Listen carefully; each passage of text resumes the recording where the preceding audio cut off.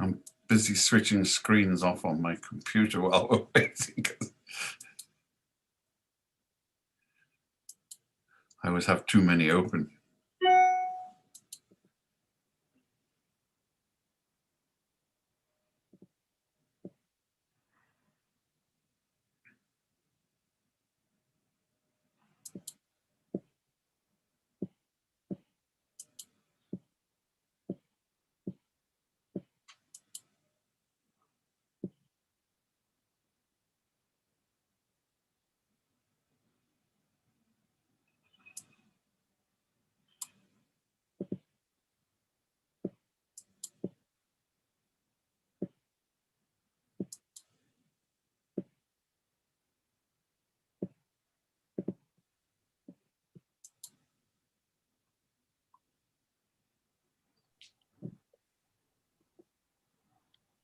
And we're live on YouTube and Twitter as well. Facebook? We are indeed. Okay, just checking all the social media boxes are ticked. We can misinform you so many different ways.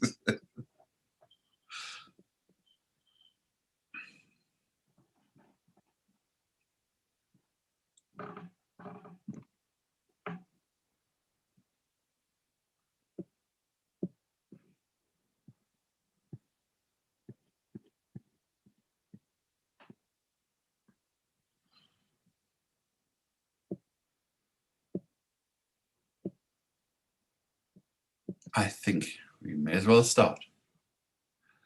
Hello, everybody, and welcome again to the Foreign Press Association in New York. And a common theme of the day is misinformation and the use of tweets and social media to, well, inform people, or more to the point, to misinform people. Sometimes consciously, sometimes otherwise. I mean, I think most of us in the modern age have probably forwarded something or copied something and then said, whoops, I wish I hadn't done that. I should have checked harder beforehand. A lot of people never have any regrets. They just copy and forward regardless. And some people, of course, make stuff up on the spot and forward it. There's somebody down in Mar-a-Lago, I gather, who's still at it, even though not as many people are listening on his Twitter feed anymore. But it's a serious issue. And what can we do about it? Because there are serious ethical issues. We can't just, it is like the little boy who had to put his finger in the holes in the dike. He'd need more fingers than an octopus with the holes in the dike through which the leaks and the lies are pouring through at the moment. And we also need, who's going to decide this? Angela Merkel surprised a lot of Americans because she said she was disturbed by the social media feeds that cut off Donald Trump. And they didn't quite see behind it because she's come from Germany. She knows what happens. If you suppress one form of speech, you can easily suppress another. And who's to decide that the next government or the next company doesn't think that what you say is a lie and a distortion? If Bernie Sanders were elected, I think there'd be quite a lot of pressure on Twitter and Facebook to get his tweets off there. Although I'm sure they'd be more literate and factually based than his rival in this case. So how do we approach this in a way that fits all of the thousands of different circumstances? Since social media is everywhere, we're talking about thousands and thousands of tweets a minute on thousands of Facebook posts. It's actually unpoliceable unless you invoke the aid of artificial intelligence. And artificial intelligence has the capacity to decide that the Black Sea is the African-American Sea because their political correctness algorithm will get in there. It has the ability to take an innocuous statement and see terrible things in there and to ban it. It also gets things which are quite true, but unpalatable to some people to get them banned because there have been enough complaints. So we can't trust humans, we can't trust artificial intelligence, and we can't trust the market because the market isn't millions of single hands clapping in Adam Smith's sense. It's very much a concentration of a few highly motivated commercial enterprises that have reasons for choosing the algorithms that they do. So some of the key of this is to the algorithms. And so today we have with us Helen Bouygues, who is founder and president of the Reboot Foundation, that's been looking at these issues and is going to run us through, and we hope engage in a conversation where we, as both providers and consumers of information on the net, can actually get into a dialogue and perhaps help shape the future if we get it right today. But I'll be very surprised if we get it right today, but I'm sure we'll make the faltering first steps if, with Helen's guidance. So Helen, please, over to you. Thank you so much. I'm delighted to be here. As Ian mentioned, I'm Helen Lee Bouygues. I'm the president of the Reboot Foundation. I'm actually going to ask Jamie to go ahead and start showing the slides, please. This is one way to avoid having my face show up in front of the screen for myself. So it's one way to deal with it. So the Reboot Foundation, we fund research and conduct studies to support critical thinking skills at all levels of society. And for the last several years, we at the Reboot Foundation have also been studying the phenomena of fake news and how misinformation spreads online and via social media. So when we first started our research, it was nearly inconceivable that the issue of fake news and misinformation would come to affect so many Americans. But for our talk today, I wanted to start with a simple question. How many of you have a crazy uncle or aunt or friend who sends you crazy conspiracy theories? Next, please. Let me ask this. Would you pay money to not have opposing political views show up in your news feed? When I was preparing my remarks for today, I came across a very interesting study that probed this very question. In this study, the researchers offered social media users money. They could get $10, but in return, they had to listen to a political opinion opposite of their own, or they could receive $7 and not hear the opposing view. Guess which option most people chose? Approximately 2/3 of the people willingly forfeited an additional $3 just to get out of hearing from the other side.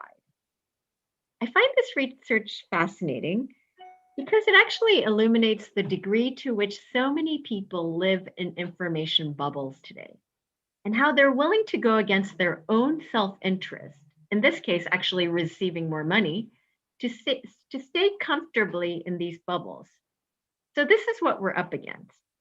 I'd like to briefly walk you through some of our research findings and how they relate to what we've seen in the US of late. Then I'd like to talk about what we can do to fight this crisis of misinformation, as Ian alluded to. Next, please. We took our first look at the fake news issue in 2019 with a research report that found misinformation and disinformation were becoming so effective and pervasive that they threatened the very roots of modern democracy. Major findings from this report, which you can find on our website, included information such as the fake news crisis is ultimately a crisis of media literacy, and that in the US, schools aren't doing enough to help students learn good media consumption habits. We also learned that simple interventions, like reading an article or watching a video on how to spot illegitimate sources of information, can actually help improve these skills. So that's the positive factor. Unfortunately, games for trying to identify better misinformation work less well for better identification of fake news. Next, please. And then about a year later, just as the COVID-19 pandemic was taking hold in the US, we launched a research project that examined how misinformation on social media was making the pandemic worse.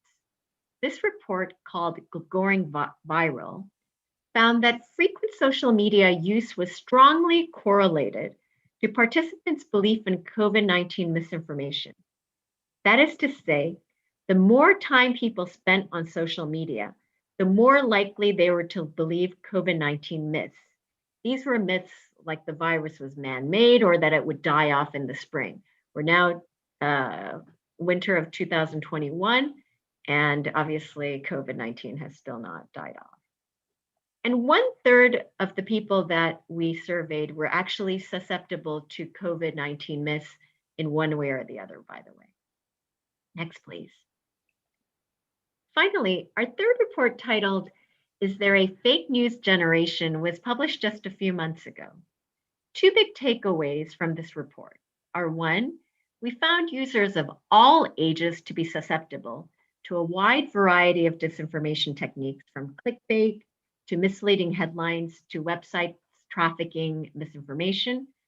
Again, this stems from a concerning lack of media literacy among the average internet user. Why do you think the average person is susceptible to disinformation? Primarily because for the participants in our study, they were widely overconfident in their abilities to identify fake news and partisan websites. The participants in our study really believed that they couldn't be duped, or that they knew enough to spot disinformation or partisan information when they saw it. But when we put them to the test, most of them actually failed. Specifically, 64% of 18 to 30-year-olds proved to be poor evaluators of a website's credibility, i.e. partisan websites they assumed as institutional sources. And only 1% of our participants use what we deem to be true fact-checking techniques. I again repeat, 1%. Next, please. So taken as a whole, what we can draw are several broad conclusions that are relevant to our discussions today. So let me summarize. One, there is a real crisis of media literacy among the American population.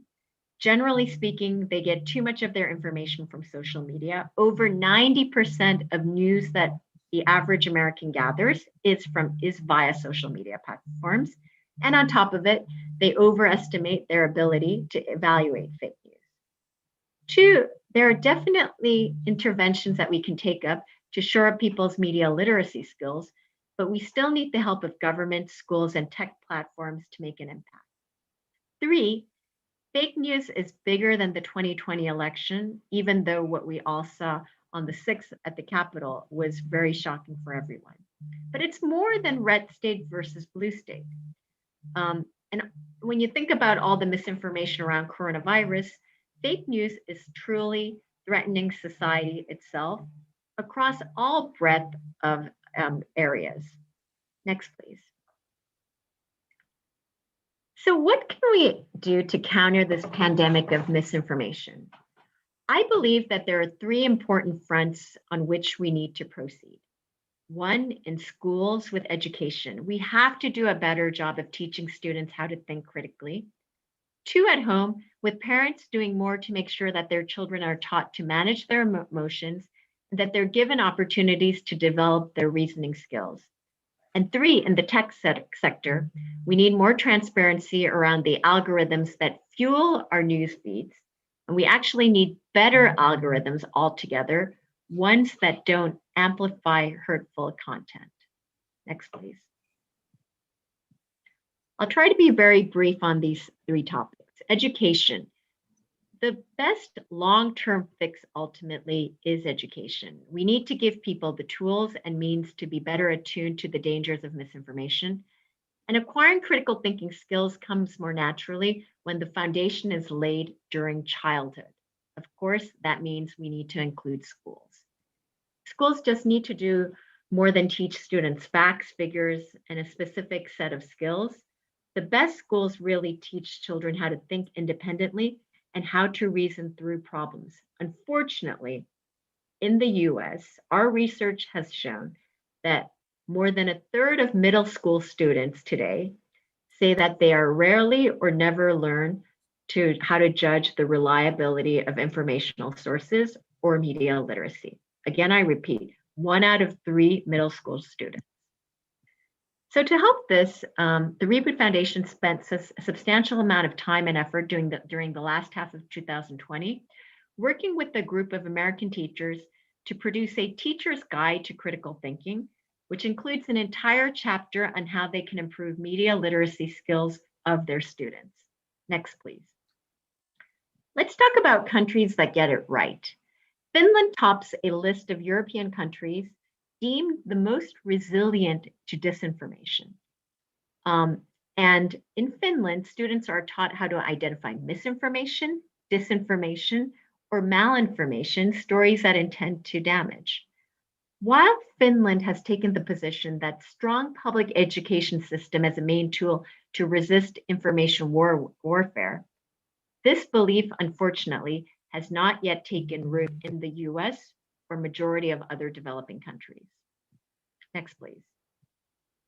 But obviously, we can't just put all of the blame on schools. We can't just say teachers need to do this and think that we've solved the problem. Parents need to take an active role in teaching their children how to become better critical thinkers, something that you as journalists have been framed and taught all along through your education. Some things that parents can do with children, even of younger age, nonetheless, is promoting the development of reasoning, even at an early age, by creating home environments that encourage intellectual curiosity and really encouraging children to think out loud about their own thinking, or what we often call metacognition. This can start even at age 4, 5, 6. The second is to help them teach them how to manage their emotions. Even us as adults, when we're reading information or absorbing a fact, when we're too emotional, we have challenges with our own rational thinking. So it goes the same for children as well. And we need to help teach children to give languages where they discuss their feelings. And by learning how to express their emotions, children can learn to externalize them and absorb them and better manage how to do critical thinking. In addition to that, modeling healthy skepticism and curiosity. When reading an article or learning new information, it would be great if parents could sit down with the children and verbally express questions, follow-up questions on the purposes and possible biases of the sources. Parents should also encourage their children to ask lots of questions about what they see online. And one good practice, for example, is to confirm information with multiple sources and making that a practice that your children observes you as an adult doing. And finally, we all need a good digital detox. Limiting screen time is obviously very good practice. Next page, please. And this brings us to the third prong in the fight against misinformation and disinformation online, the social media platforms and the tech industry. First, social media has a responsibility to limit the spread of blatant untruths, especially by screening sources. So while social media has a responsibility to avoid untruths, it's also nonetheless not reasonable for a platform to track down every single untruth or half-truth. In the early days of the pandemic, there were more than 1,000 tweets per minute about the COVID virus from a health perspective, let alone other subjects around COVID.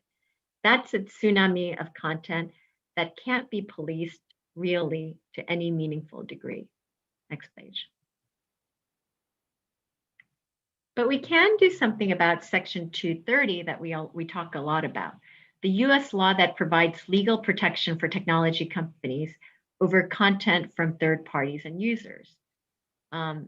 Without the law's liability protections, US-based social media companies would be exposed to immense legal risk that would make hosting user content extremely expensive. There is broad consensus today that Section 230 is antiquated and that it does need to be improved. But there is little agreement on what a working fix would look like, even though the latest Safe Tech Act at least addresses one area, which is that any paid content that these tech platforms should be responsible for. Next. But above and beyond content monitoring, I believe that a larger problem stems from the tech companies and their algorithms. Ian mentioned the word algorithms multiple times in this introduction. These companies need to do more to make sure that their platforms are not automatically and unintentionally amplifying hurtful or dishonest content. And an important thing to understand is that the algorithms that fuel your news feeds are designed to play on your emotions. They're designed to learn and understand your likes and dislikes and your preferences. They figure out your behavior, human behavior, and then they feed you more of what you think you want. More of you will keep clicking on their platform. So I would argue that one way we can address our crisis of misinformation and fake news is to hold social media platforms accountable for improving the algorithms that amplify hurtful content and prey on our emotions. In a recent piece for Marketplace, reporter Molly Wood summed up this idea well. The problems ultimately come down to not what is being said online, but how that information is being amplified by algorithms within these social media platforms. So the issue again is really not the content, but the technology itself. Next, please. Zeynep Tufekci is a Turkish-born computer programmer turned sociologist. She's a faculty associate at Harvard and has researched and written about this. She wrote a few years back in the New York Times how she discovered that YouTube was algorithmically programmed to direct users towards opinions more radical than the ones they seem to hold. YouTube, she concluded, might be one of the most powerful radicalizing instruments of the 21st century. Social media companies do need to improve their platforms so that disinformation, conspiracy theories, and hurtful content is not so easily and successfully amplified to people who likely otherwise would not choose to see it. We often talk about, for example, some of the extreme groups that people joined. Over 60% of those were actually suggested by Facebook itself as a platform. Next, please. So, how many of you are regular users of social media in your personal lives? As journalists, I'm sure all of you have professional accounts, but I'm curious to know how many of you also use social media in your private lives. So let me ask you this. How much money would it take for you to close those personal social media accounts forever? Just erase your footprint altogether forever. What is the minimum amount of money it would take for you to do this? I know what Ian thinks about it, but I'm seeing that there's 7 attendees, and if you could actually post on Q&A which of these answers that you would respond to, I'd really appreciate it. So the choices are $100, $1,000, $10,000, or no amount is high enough. I won't tell you what Ian's choice was, but if you could actually list on Q&A, I'd really appreciate it. And the reason why I'd really appreciate it is because in determining just how dearly the average person holds their social media personas is something that we are working on a new research project on this field. And this is one of the questions that we hope to ask. So hopefully in the spring, we'll be able to report out an answer that is representative of the entire US. Next, please. So in conclusion, before I open it up for questions, as I said early on in my remarks, from where I sit at the Reboot Foundation, fake news and disinformation is really bigger than the 2020 elections. It's more than red state versus blue state. Fake news is threatening democracy and society itself. There is no easy fix or silver bullet.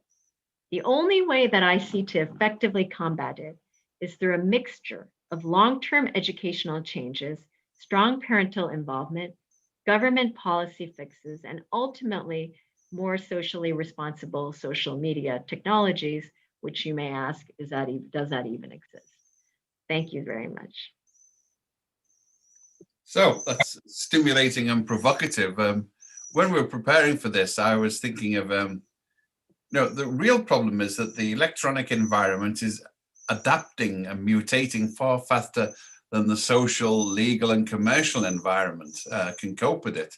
The old test for the Supreme Court was, freedom of speech, but what happens if you shout fire in a crowded cinema? And what we've had recently is the equivalent of a president and many others wandering through a burning cinema shouting, "No fire, what are you worried about? Stop it, no fire at all." So, the legal instruments don't really meet fit the bill. One of the things that used to keep some truth in the media was the fear of a libel suit, that if somebody was defamed, they could come for the publisher and get money out of them. And it made journalists, especially in Britain, think very, very carefully before they printed some stuff. But it didn't stop them producing some complete and utter lies if they thought the person couldn't sue them. So it makes it more difficult. So with although maybe in the UK, unlike the US, I mean, I think most of the journalists know that indeed the risk of potentially being liable and being sued is nonetheless. I don't think it's the main reason for why it's a checkpoint, because indeed, I hope majority of journalisms believe in journalistic integrity. The real issue of social media platforms is that it's not a group of journalists. And even on the business side, the model is different, because it's not about trying to add additional subscribers or readers to sell better ad revenues. It's really about keeping people's eyeballs on their websites, on their platforms, which ultimately means, again, that the model is predominantly based on preying on people's emotions, because that's what works. The model is in fact based on algorithms designed to do this. It's a bit like computer trading. The justification for the financial markets is lots of individuals will collectively, by making separate decisions, come up with a collective wisdom, an assessment of the value of companies, of investments. And in the social media market, we're in a similar position. We're making this, but the decisions that are in the financial markets are now made by computers trading in nanoseconds, are also being made in the social media market. And I'm still not convinced that we can see our way through to get the technology to regulate this. How do you regulate an algorithm when quite often the people who've written the algorithms don't know how they work themselves? I think a large portion is, it's a little bit like I was mentioning, probably, part of the challenge is awareness, that the general population isn't even aware that they're poor identifiers of identifying fake news. I think the real subject that it needs to be addressed in the short term is transparency of these algorithms, because unfortunately, majority of the U.S. population does not even know how the algorithms indirectly is formed and contained. So not contained, but how it's been constructed to manipulate people. So I think it goes back to even Twitter. Let's go back to before Trump was kicked off. There was actually a lot of angst and suspicion from pro-Trump people about what was being censored on Twitter from Donald Trump before he was actually officially kicked off, because people didn't understand why certain articles were being censored and why certain articles weren't being censored. So I think it comes back to more of a, and this is something that obviously policymaking needs to focus on, is the transparency about algorithm, just like insurance companies who use big data need to be transparent about what the algorithm is behind, for example, the calculation of their insurance premiums and their policies as well. Right. With Selena Patel once, you've already talked about the many issues with fake news and disinformation. But for you, what's the worst aspect of fake news today? I think the worst aspect of fake news today is really, clearly consumers, our liberty to consume information and have correct information is probably, one of the most important rights, that demonstrates our liberty. And unfortunately, by the channels of going to social media, we are being forced to do more selective thinking, and hence being in these echo chambers. And I think that in and of itself is actually a threat to our individual liberty, which in a more general and global sense, I think is the real threat. And Frank Gomez has a traditional form of skepticism, which I tended to agree. Can one assume that parents have some duty to educate, discipline their children? Or are parents as undisciplined as the children? I mean, I tend to agree with the second part. I mean, you're acting as though this is, I find that children are often more media savvy and more skeptical than their parents. They haven't had time to be as indoctrinated as their parents. So aren't you putting an unfair burden on a generation that's been somewhat indoctrinated for longer? No, I mean, as you can imagine, the survey that I mentioned, where less than 1% of those that we interviewed actually did apply fact-checking techniques for identification of fake news. In our survey, we did not interview children. So to your point, you're right. Adults are very much susceptible to fake news. And, we have a media literacy problem. And that is why I think I often get asked a lot of times questions by journalists saying, well, what can we as true journalists with integrity do to help the situation? And I often say it's about publishing more and making sure that there is an awareness about this media literacy issue. And the reason why I say that is because, again, I go back to the study that showed that when people read an article or watch a video about techniques to better identifying fake news, the silver lining is that they do a better job after they've read the article. So there is a heightened sense of awareness for identifying what misinformation is out there, and especially disinformation, because they will take the time to see what the source is, what the background of the author is, that perhaps they wouldn't have done just by maybe, forget clickbaiting, but actually even reading an article that they found through Twitter.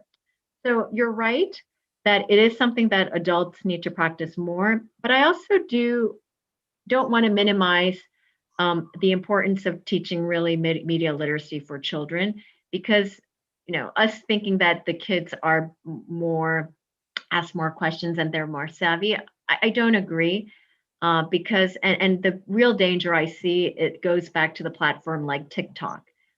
We talk about TikTok today because of the fight between China and the US from a politics standpoint, but the real challenge is that TikTok is the platform that the younger generation, even children of age 13 and above, are using regularly.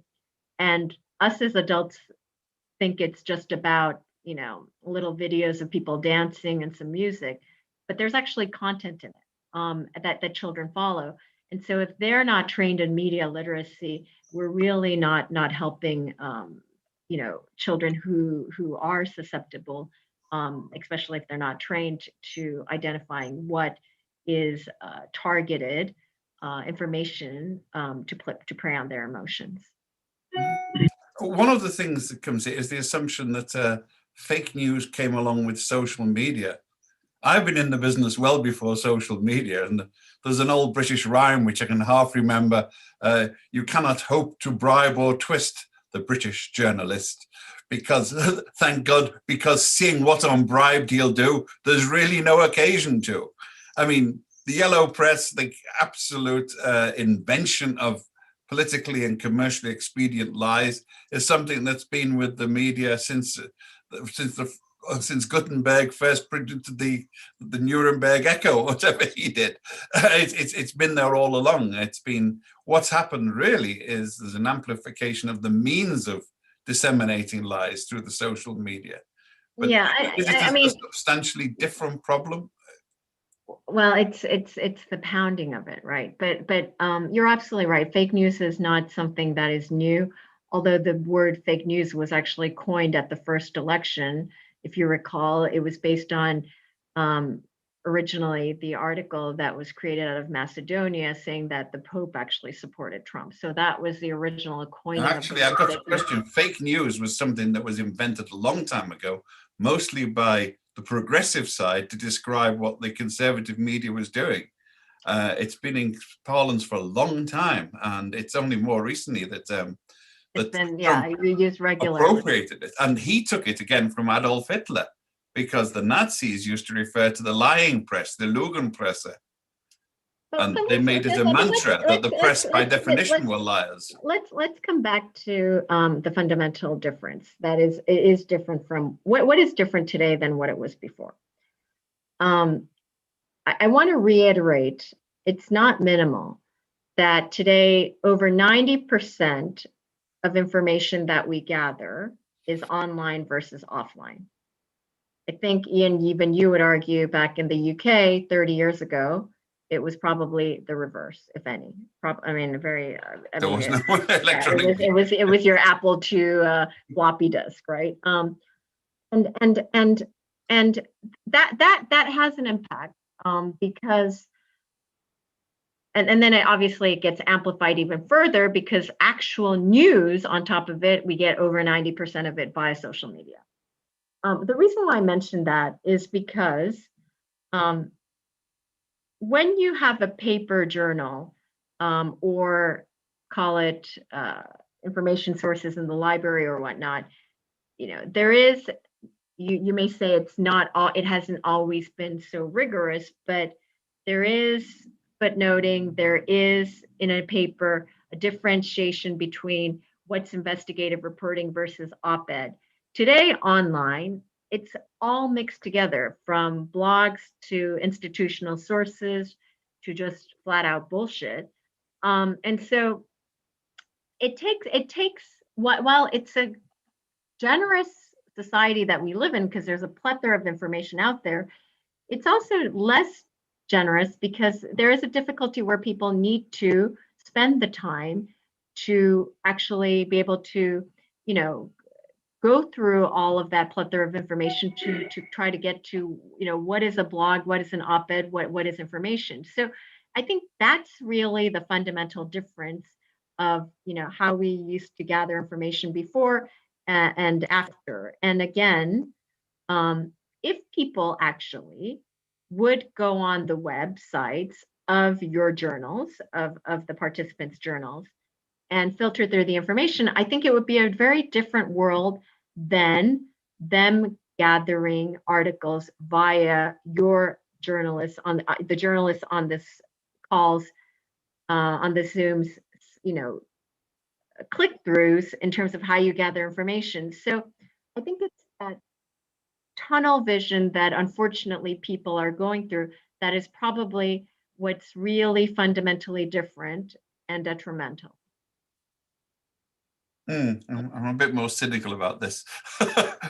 The tunnel vision has always been there, about people picked which newspapers they were going to read. And well, the other sad fact, if you want to talk about that, Ian, is that unfortunately over half the US population today is suspicious about what they read in institutional sources. So you may say that's healthy skepticism because they should have been like that, even 30 years ago, based on what people were publishing. I'm probably a little bit more optimistic than that. I think the key importance is to actually educate adults and children that they do look at multiple sources rather than relying on a single source of information. And you're going to say, Ian, well, that's practice that they should have done 30 years ago as well. You're absolutely right.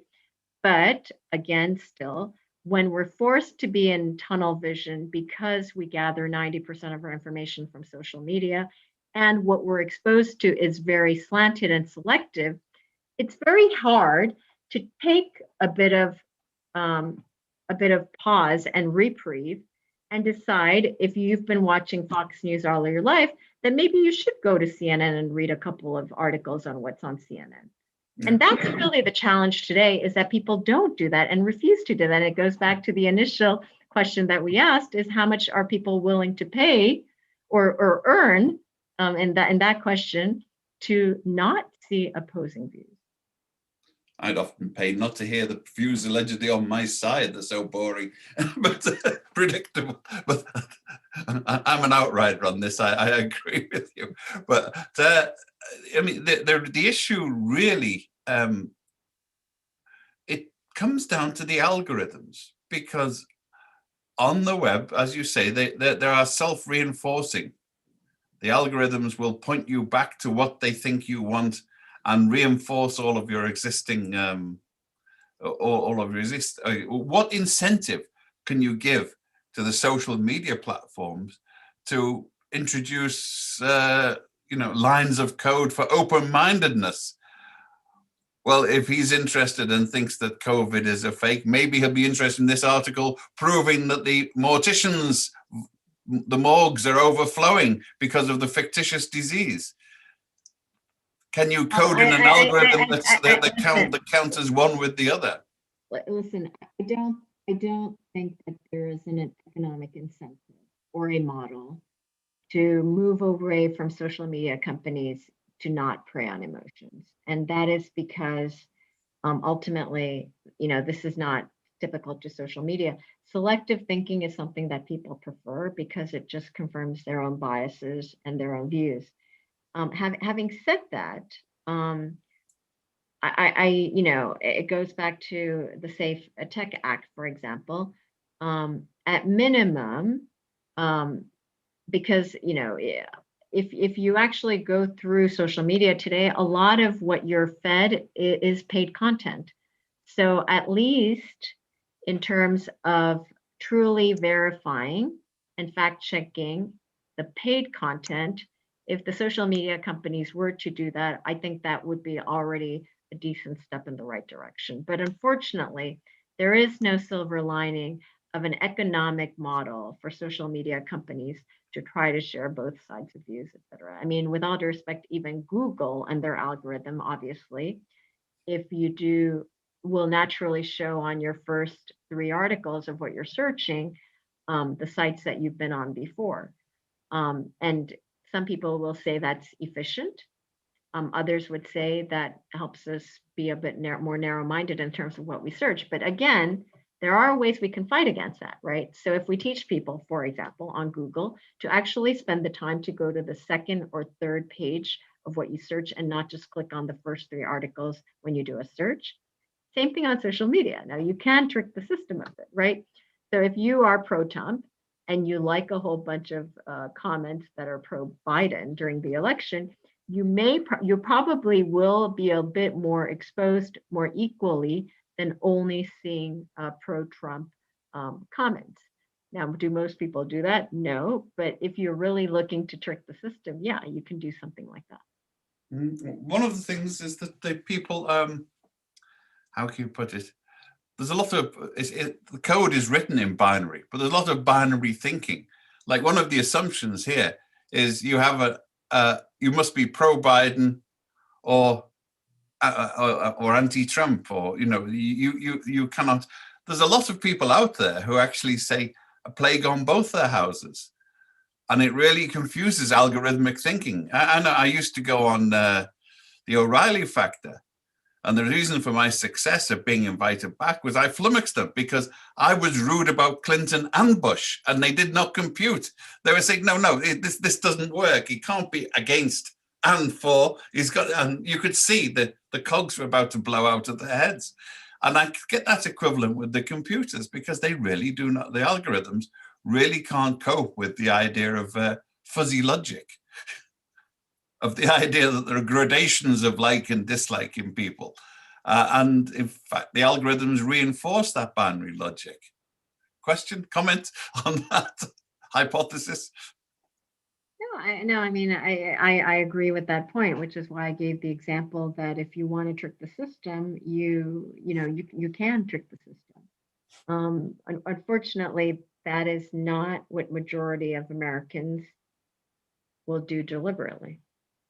Because again, 1 out of 4 people, even in person when you can, pre-COVID, will avoid talking to somebody who has a different opposing view from their original view.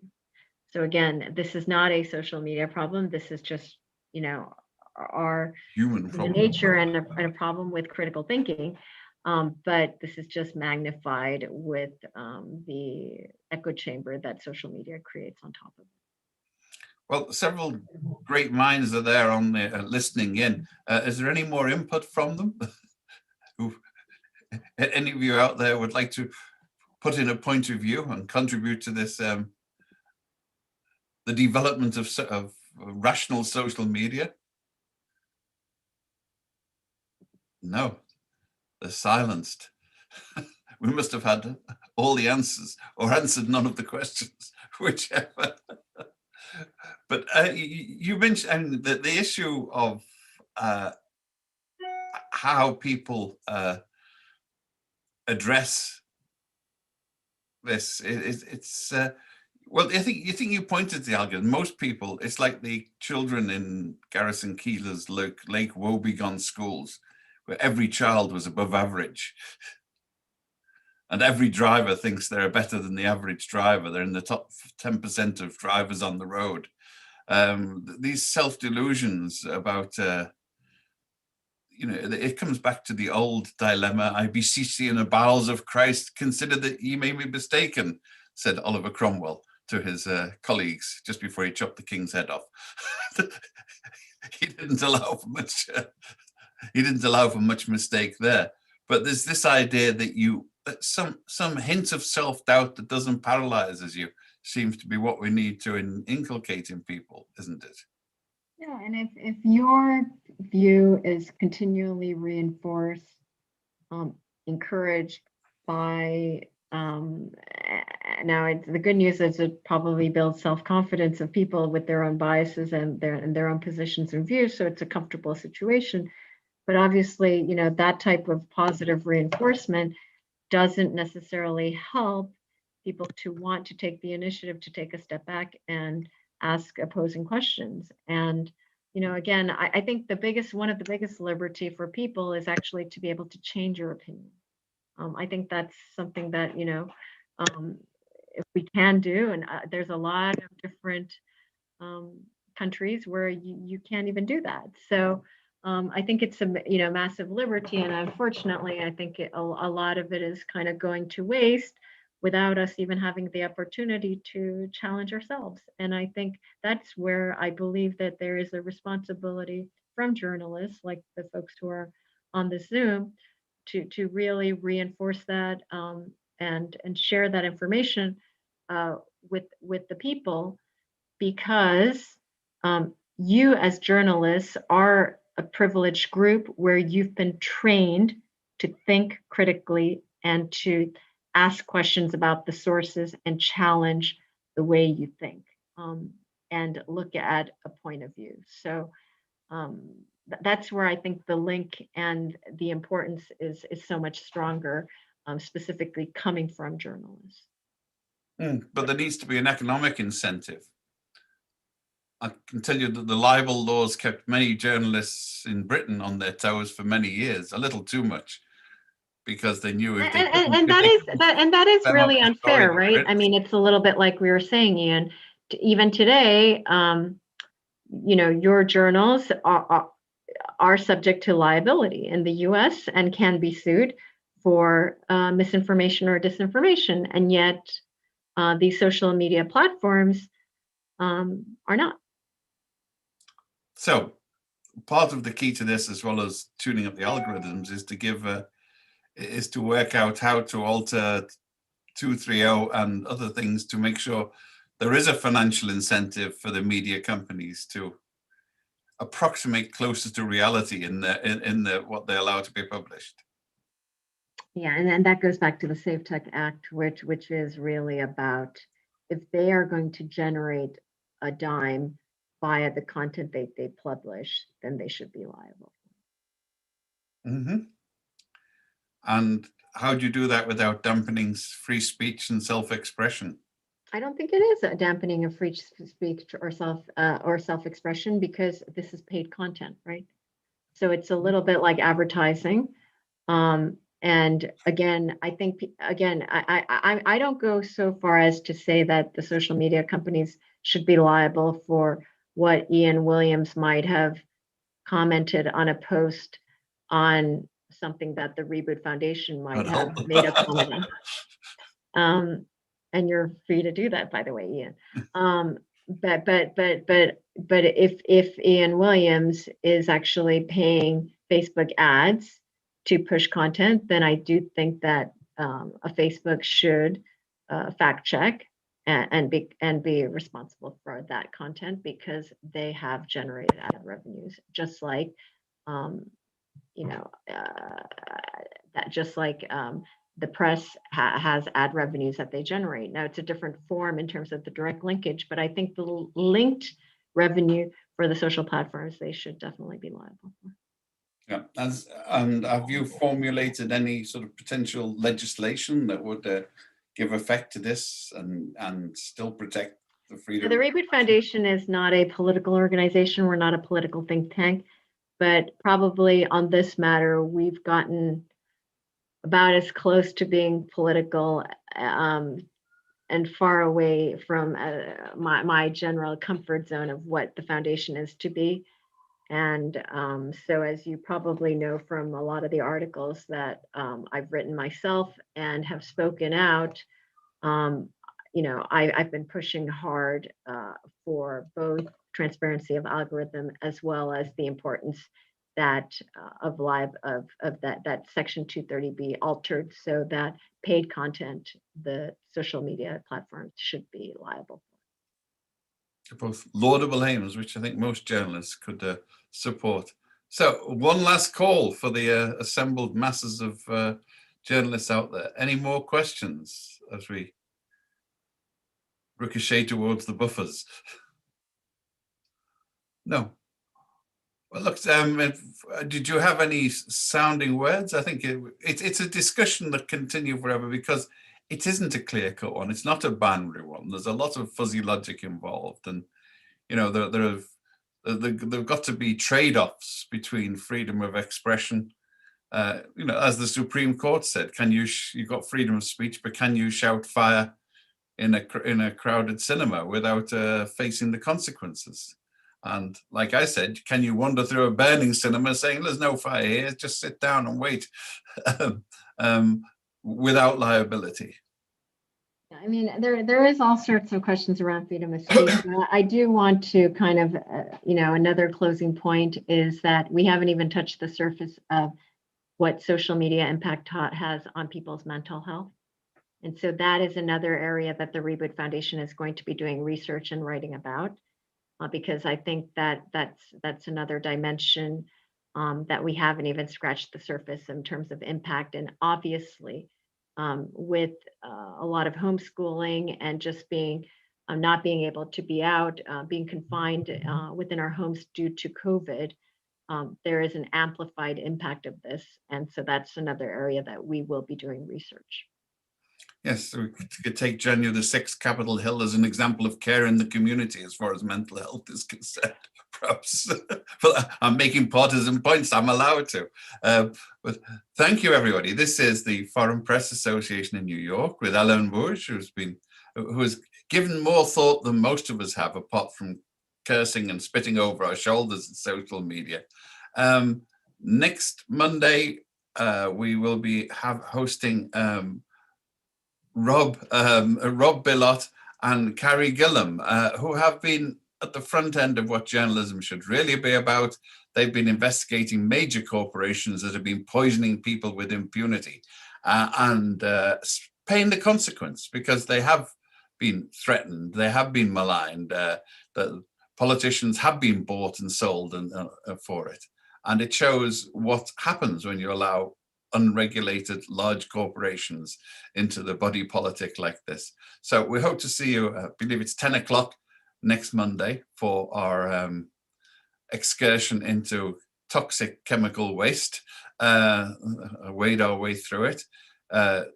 Both fascinating books, by the way. I'm reading through them. people still read books. People are reading books more than ever, I gather, as a result of the COVID epidemic. So there is hope there. Puzzles. Inshallah, as they say.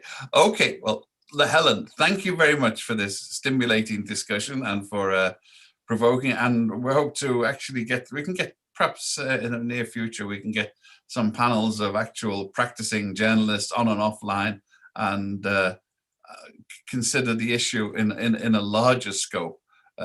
Maybe when this new administration actually moves on your proposals. Perhaps. Well, thank you very much, everybody. And brace yourself for the winter storm if you're here in the Northeast. I will hunker down and stare at my social media once more. Thank you, everybody, from the Foreign Press